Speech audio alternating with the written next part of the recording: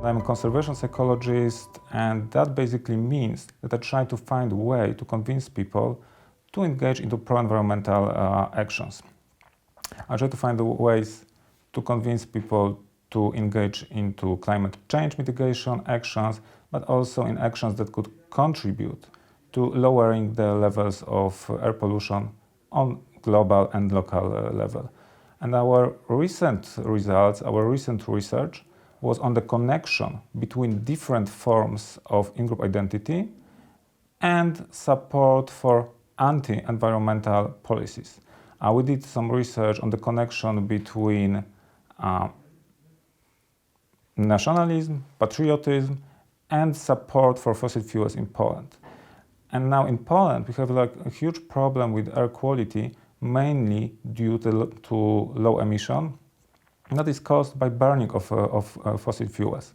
In our research, we found a positive connection between national identity and support for fossil fuels, and this result may be somehow paradoxical, because I would expect that if I identify highly with my in-group, then I would support those actions that are actually beneficial for this in-group.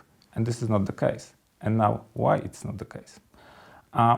In social psychology, we distinguish between two different forms of social identity.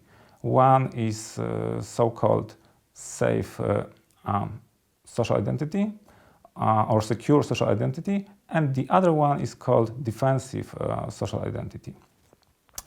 While if I identify highly securely with my in-group, that basically means that I'm feeling proud of being a member of my in-group. Like, for example, I'm feeling proud of being Pole, but it's not the case with defensive identity.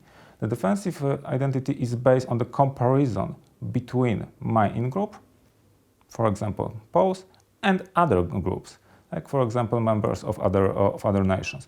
And if I identify strongly on this defensive form of insecurity, it means that I accept such statements as I feel that Poles are underappreciated in the world, or I think that Poland should be more influential in the world.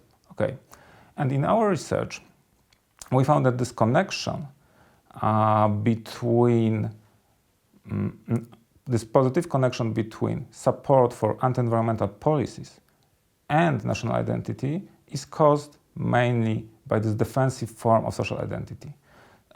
People who are who strongly identify with Poles, with Poland in this defensive manner, are afraid that if they would support pro-environmental actions, they would also lose their identity, or that they would lose their independency or sovereignty.